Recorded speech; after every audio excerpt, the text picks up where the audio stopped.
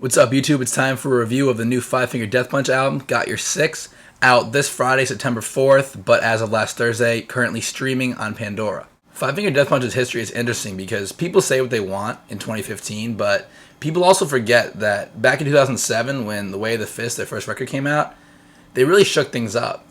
In mainstream metal, it definitely seemed at the time as if everybody was just trying to sound like All That Remains, have like the metalcore bark in the verses and have the big melodic choruses. But here comes a band that is really unashamed of how radio friendly they are. They have a big single like The Bleeding that blows up. They even make a screamless version, and yet it's still an aggressive sound. It's still rooted in thrash metal. It's rooted in a Pantera influence. Ivan Moody's vocals were a little more direct lyrically, which now we're running into problems for sure with the lyrics, but at that point it was very much like a Phil Anselmo meets Corey Taylor, and it was very refreshing, and it energized metal. And people love to hate now, but they forget the kind of impact that record had. They followed up in 2009 with War Is the Answer, which added a few tweaks to the formula and catapulted them even further. I remember seeing that tour right when that record came out, when they were still a club act. It was Starland Ballroom in New Jersey. The energy was amazing. The haters hadn't really figured out yet that this band would be a problem, and it was a really exciting time. With American Capitalist in 2011, they really found the formula, and that record just blew up. And to me, that was their best record yet. They were able to whittle it down to 11 songs, 10 good ones. I'm sorry to 100 Ways to Hate, but you are one of the worst abominations of modern metal. Then in 2013, you had the double album, Wrong Side of Heaven, Righteous Side of Hell, in which the band essentially created two albums out of riding the American Capitalist formula, which is totally fine. It catapulted the band to an even larger place. This is where I started to get uncomfortable, not only with the formulaic nature of the tracks, but the band's general level of success. Now, I don't hate on any modern metal band for reaching mainstream success because that's so good for all metal. It's a gateway for a lot of people. It also gives a huge push to any band who gets to open for a band at Five Finger Death Punch's level, so it's definitely a positive thing. But my major issue with that double album is the fact that it shouldn't have been a double album.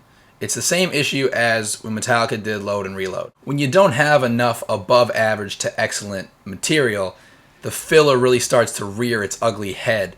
And on those two albums, there are some painful tracks to listen to. But then again, if you really examine it closely, there's 4 or 5 excellent songs on part 1, and 4 or 5 excellent songs on part 2. Name a few examples. Part 1 has Lift Me Up, it has Dot Your Eyes, it has Diary of a Dead Man, and we can split hairs on the 4th or 5th excellent song, but there definitely are shining moments. Then you have part 2, where it's Day in the Life, Wait Beneath My Sin. Also another one to mention on the first one is the title track. Forgot that one. So you combine the two records, and it's quite possibly their best project to date. So that was a very frustrating double album for me. So now 2 years later, we've got the follow-up to those two albums, Got Your Six.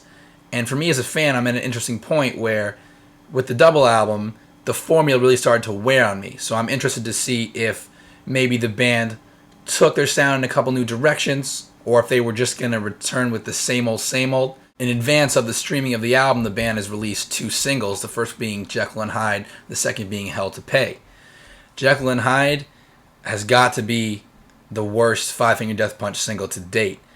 I thought it was a very cool idea what they did with basically the verses are actual phone calls from frontman Ivan Moody, and they basically put them into a rhythm, but it ends up sounding like a really watered down nu metal song in those verses. It's just painful. And there's a horribly dull chorus. Shout out to Jason Hook for still creating interesting solos over what are pretty mundane instrumental backgrounds. But Jekyll and Hyde overall was not pleasing to my ears, and if it is pleasing to your ears, I don't quite understand it. But with Hell to Pay, they basically gave you a formulaic Five Finger Death Punch single, which to me really is fine. There's a really cool part in that song in the post-chorus where the lead guitar goes over the main riff. It's this stomping groove that you come to expect from the band. So in effect, what they did with these 2 singles was give you something to be worried about, and then give you something to be like, okay about. So it's safe to say for me that there wasn't a lot of momentum going into this record. But like any new project from any artist that I've ever liked, I went in with an open mind. 3 tracks in, I can immediately say that Wash It All Away should have been a single. I really won't be surprised if it is the third single to this record because it has an enormous chance at rock radio with this big chorus and this really catchy, clean guitar arpeggiated groove that works incredibly well. And after Jekyll and Hyde being the second track, I definitely needed that boost. Another album highlight is No Sudden Movement, the sixth track. There's this kind of run-of-the-mill thrash riff, but then a big headbanging groove for the chorus. It almost reminds me of Madball, like the second wave of New York City hardcore, that groove. Another important point I want to make with this track is that it's proof that they don't always need the fucking clean vocals. One of the biggest issues with the formulaic nature of Five Finger Death Punch that I have is this incessant need for these big radio rock choruses to contrast the aggression of the verses. Like, that hasn't been done before. No Sudden Movement is proof that when they go in the all-screaming direction, they can actually be a more compelling band and it can be more effective. This is definitely an album highlight. By far the best track on this album is the next track, Question Everything. The slow part came in the beginning and I was like, oh no, here comes the fucking ballad. This is becoming too predictable. But it turned out to actually be a 2015 version of The Bleeding. Some really great heavy parts and an incredibly, definitely the highlight of the whole album, an incredibly tasteful, cinematic part with an acoustic guitar. And when that acoustic guitar solo picks up and the drums pick up with it, that's a really powerful moment. And it definitely leaves me wishing that this album had more dynamic moments like that. And I am now officially out of positive things to say. There's two more tracks, Got Your Six, the title track, and I Apologize, that could have been good. Got Your Six really suffers from just a painful rhyme scheme, and Army, Harm Me, Soldier, Told Ya. At this point, Ivan Moody is like a white trash Dr. Seuss. And don't get me wrong, that really direct, lyrical style has been very effective for a lot of vocalists in metal. You take Corey Taylor, for instance, when Slipknot came out, that kind of raw, primitive aggression of people equals shit and sick and surfacing, that connected with a lot of people. But there's got to be a little effort put into the words being used. There's honestly already enough criticism out there about Ivan Moody's lyrics that I don't really need to go too in depth. I think I've kind of said what I need to say. But the other song I was going to mention was I Apologize, which it's a half ballad, half heavy song. And this is a case where it would have functioned much better as a full-on ballad. There's some really good ideas, some really good themes here. If they had left it entirely acoustic, it would have been an album highlight.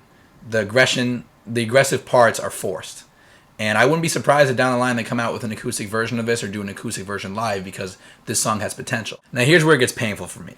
One of the major problems with this record is choruses that are melodramatic and angsty without being catchy. You can't just get by on pure, raw emotion. Ivan Moody is very good at conveying his frustration and his anger and his despair, but there's these big, blown-up, harmonized choruses that just aren't that catchy. And perfect examples of this are My Nemesis, Ain't My Last Dance, Digging My Own Grave. These are three songs that really suffer from, they get bogged down by these choruses. And one redeeming factor of My Nemesis is that bassist Chris Cale gets a little chance to shine in the verses. I love in metal when the bassist gets a little love. But aside from that, these tracks were really difficult to listen to. And once you get past Digging My Own Grave on this record, it becomes a whole new type of agonizing. And this is coming from a major fan of this band. I've seen them 4 times now, live.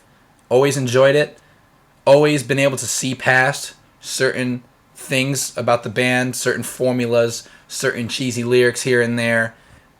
But this is where the buck stops for me. Boots and Blood?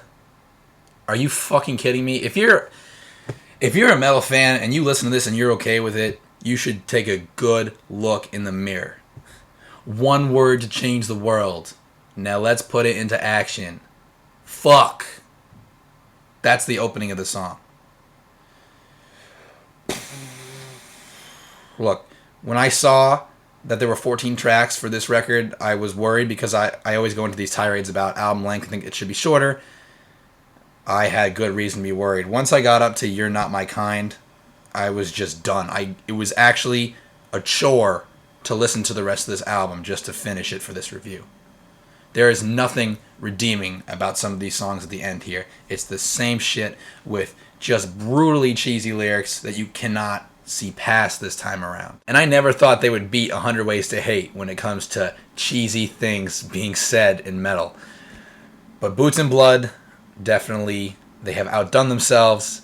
This Is My War, another one that was really difficult for me to listen to. This isn't my fight. This is my war. We also get into some straight biting here, which is never okay. When he says, I've never wanted anything more, that's right out of Hatebreed and Never Let It Die. And you know that those are contemporaries. Sometimes it's okay to borrow from classic bands. Everybody does it. But in that case, it immediately jumped out at me. I was like, no. At least, if your ideas are going to be lackluster or you're not going to put effort into them, at least make them original ideas. Now, there's nothing really I can say bad about the instrumental performances. You know, Jeremy Spencer's a great drummer. Sultan Bathory is a great guitar player. Jason Hook, the lead guitar player. One thing I can say about him, he's been one of my favorites. He's really got this great blend of kind of the modern shred and then just some blatant 80s worship, which I've always really loved about him. But he needs some new licks. You can tell he's one of those guitar players that goes in and kind of improvises some of the licks, but it's starting to show that he doesn't have anything new to say on lead guitar. And maybe that's one of my issues with this record, is that his licks always got me through the cornier stuff on the last 3 albums that he's played on. Now, I feel like I've heard everything he has to say, and that little boost that I got from his leads isn't really there anymore. And look, there's always something to be said about a band playing a style that's very much heavy metal, that gets on the radio and gets to the masses and brings in more people to the metal community. So, do I support this band? Absolutely. Do I support this record? No. It's really difficult for me because I've kind of hung on for dear life with the double album and with some stuff on American Capitalist. But this was not a good release. Got Your Six is what it sounds like when you run a formula into the ground. They hit a winning formula on American Capitalist. They wrote it for a successful big double album. You can't ride it 2 album cycles in a row unless the material is just ripping. But the thing is, there's a lot of talent in this band. I would love to see them chase something extreme. There's always going to be rock radio for an option. And if on the next album they want to throw a couple songs to rock radio, be my guest. But with the talent in this band, Jeremy Spencer's a ripping drummer. There's a lot of potential for something great here. So my message to Five Finger Death Punch is it's time to take a chance artistically. When you're as big as this band is, you don't have this small 1,000 to 3,000 core group of fans that you have to appeal to or you're dead. When you're as big as this band, you can take chances. You can pull an Avenged Sevenfold. Look what happened to them. They had a major record with Waking the Fallen that basically everybody from the Warped Tour crowd to the metalcore crowd was in love with. They knew their fan base was big enough to try something new. And with City of Evil, they lost a lot of people, but they gained even more. So for their next release, I'd love to see Five Finger Death Punch take their talents in a different direction. Got Your Six shows the downside of playing it safe. But if you're a fan and you like this record and you were able to enjoy it, I'm happy for you. Let me know in the comments. Call me a fucking asshole for XYZ point I made, or for the shirt I'm wearing, or for the fucking poster that was undone for half the video. Let me know. And after that, click the subscribe button so we can continue to talk music and politely argue. And I hope to see you guys soon for a new review.